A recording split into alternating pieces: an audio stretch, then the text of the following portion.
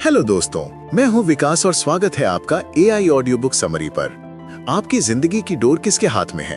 एक पल रुककर पूरी ईमानदारी से खुद से ये सवाल पूछिए, क्या ये डोर आपके हाथ में है या फिर आपकी नौकरी, आपके बॉस, आपके रिश्तों, समाज की उम्मीदों और आपके फोन पर लगातार बजने वाली नोटिफिकेशंस के हाथ में?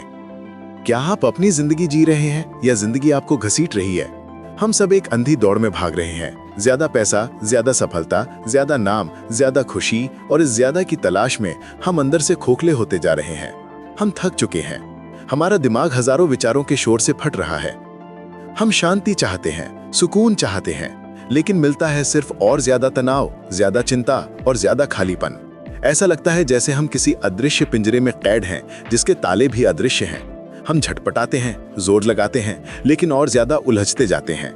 लेकिन क्या हो अगर मैं आपसे कहूं कि इस पिंजरे से बाहर निकलने का एक रास्ता है, एक ऐसा रास्ता जो जोर लगाने के बारे में नहीं बल्कि सब कुछ छोड़ देने के बारे में है।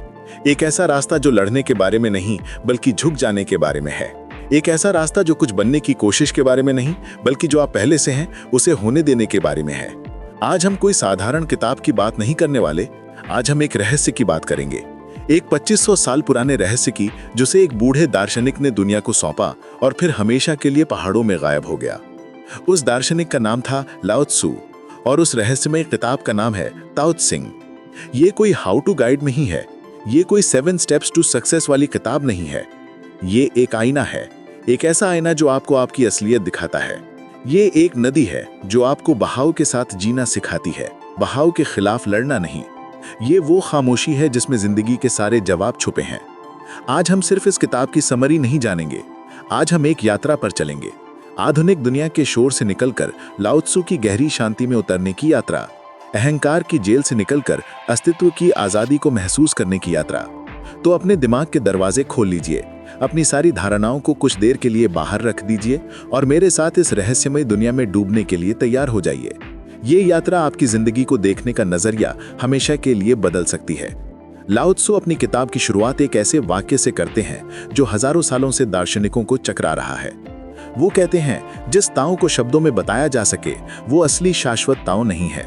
जिस नाम को पुकारा जा सके वो असली शाश्वत नाम नहीं है। ये क्या बात हुई? अगर आप उसे बता ही नहीं सकते तो पूरी किताब किस बारे में है? यहीं से हमारा दिमाग, जिसे हर चीज को लेबल करने की, परिभाषा देने की आदत है, चकराने लगता है। हम हर चीज को एक डब्बे में बंद करना चाहते हैं। ये अच्छा है, ये बुरा है, ये भगवान है, ये शैतान है, ये सफलता है, ये विफलता है। लाओ त्सु कहते हैं, जिंदगी की सबसे बड़ी सच्चाई, वो परम शक्ति किसी डब्बे में बंद नहीं हो सकती। ताओ का शाब्दिक अर्थ है मार्ग या द वे, पर यह कौन सा मार्ग है? ये कोई सड़क नहीं है जिस पर आपको चलना है। ये वो अदृश्य प्रवाह है जिसमें पूरी कायनात, पूरा ब्रह्मांड चल रहा है। ये वो नियम है जिससे तारे घूमते हैं, मौसम बदलते हैं, बीज से पेड़ बनता है और नदी समंदर की तरफ बहती है। इसे किसी ने बनाया नहीं, ये बस है, हमेशा से था, हमेशा रहेगा। इसे समझने के लिए संगीत की कल्पना कीजिए। आप संगीत को सुन सकते हैं, महसूस कर सकते हैं, उस पर झूम सकते हैं, लेकिन क्या आप हवा में से संगीत के कण को पकड़कर कह सकते हैं, देखो ये रहा संगीत? नहीं। संगीत दो सुरों के बीच की खामोशी में है, वो एक प्रवाह है। ताओ वही ब्रह्मांड का संगीत है। वो हर जगह है लेकिन दिखाई नहीं देता। वो हर चीज का स्रोत है लेकिन खुद कुछ नहीं है। आधुनिक इंसान की सबसे बड़ी समस्या यही है, हम इस संगीत को सुनना भूल गए हैं। हम अपनी बुद्धि, अपने तर्क, अपने अहंकार के शोर में इतने डूब गए हैं कि हमें वो शाश्वत धुन सुनाई ही नहीं देती जो हमारे अंदर और बाहर लगातार बज रही है। हम सोचते हैं कि हम अपने जीवन के संगीतकार हैं, हम हर सुर को कंट्रोल कर सकते हैं। लाओ त्सु मुस्कुराते हैं और कहते हैं, तुम संगीतकार नहीं हो, तुम तो बस एक वाद्य यंत्र, इंस्ट्रूमेंट हो। तुम्हारी सार्थकता लड़ने में नहीं, उस महान संगीत के साथ एक सुर होने में है। जब आप एक नदी को देखते हैं तो आप क्या देखते हैं? पानी। लेकिन नदी सिर्फ पानी नहीं है, नदी वो प्रवाह है, वो गति है, वो यात्रा है। ताओ वही जीवन की परम नदी है। हम सब उसकी छोटी छोटी लहरें हैं। लहर का अहंकार उसे ये सोचने पर मजबूर कर सकता है कि मैं अलग हूँ, मैं सबसे ऊंची उठूंगा, लेकिन अंत में हर लहर को वापस नदी में ही मिलना है। लहर की समझदारी इसी में है कि वो खुद को नदी का हिस्सा समझे, उसे लड़े नहीं। तो जब लाओ त्सु कहते हैं कि ताओ को बताया नहीं जा सकता, तो उनका मतलब है कि इसे बुद्धि से समझा नहीं जा सकता, इसे सिर्फ महसूस किया जा सकता है। जब आप सुबह उगते सूरज को देखकर शांत हो जाते हैं, जब आप किसी बच्चे की निश्चल हंसी सुनते हैं, जब आप बिना किसी कारण के गहरी शांति महसूस करते हैं, उन क्षणों में आप ताव को छू रहे होते हैं। आप उस प्रवाह के साथ एक हो जाते हैं। ये कोई भगवान नहीं है जिसकी आपको पूजा करनी है, ये कोई नियम नहीं है जिसे आपको मानना है, ये बस है। और आपकी जिंदगी का एकमात्र मकसद है इस होने के साथ अपने होने को मिला देना, अपनी छोटी मैं को उस अनंत है में विलीन कर देना। वो वही एक ऐसा रहस्य जिसे अगर आपने जान लिया तो तनाव, चिंता और बर्नआउट जैसे शब्द आपकी डिक्शनरी से हमेशा के लिए मिट जाएंगे। मैंने कहा था कि ये ताओ ते चिंग का दिल है, लेकिन ये सिर्फ एक किताब का दिल नहीं है, ये उस जीवन का दिल है जिसे आप हमेशा से जीना चाहते थे पर कभी जी नहीं पाए। वो जीवन जिसमें संघर्ष नहीं, सहजता है, जिसमें बोझ नहीं, बहाव है, जिसमें थकान नहीं, उत्सव है। तो चलिए इस रहस्य पर से पर्दा उठाते हैं। वो वही इसका सीधा साधा अनुवाद है, अकर्म या नॉन डूइंग। और यहीं इसी पहले कदम पर हमारा आधुनिक बेचैन दिमाग धोखा खा जाता है।